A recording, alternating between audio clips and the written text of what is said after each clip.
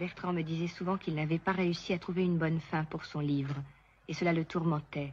Il n'avait pas osé imaginer la mort de son personnage, ce qui était pourtant la logique même. J'ai l'impression maintenant que toutes ces femmes sont en train d'écrire la dernière page de son roman. Je suis l'une de ces femmes, et cependant j'éprouve une sensation étrange, celle d'être la complice de Bertrand, peut-être parce que je suis la seule ici à tout connaître de lui. Les femmes qu'il a fait souffrir n'ont eu qu'un seul tort, attendre de lui quelque chose qu'il n'avait pas à donner.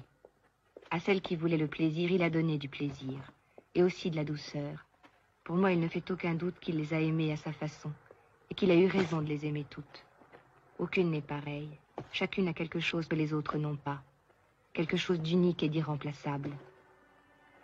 Bertrand a aimé toutes ces femmes pour ce qu'elles étaient, celle-ci pour son regard de myope et ses lunettes cerclées de fer, celle-là pour son air fiévreux et passionné. En voilà une qui pleure vraiment. Elle est bouleversée et ne s'en cache pas. Celle-ci a dû le toucher parce qu'elle a l'air d'une orpheline.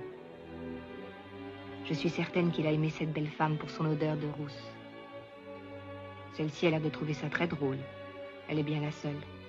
Voilà une personne modeste et douce, suivie d'une héroïne de roman russe.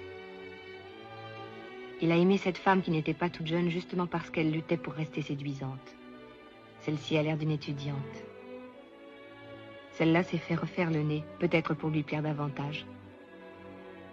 Celle-ci pourrait être sa veuve s'il avait été marié. Bertrand a poursuivi le bonheur impossible dans la quantité, dans la multitude.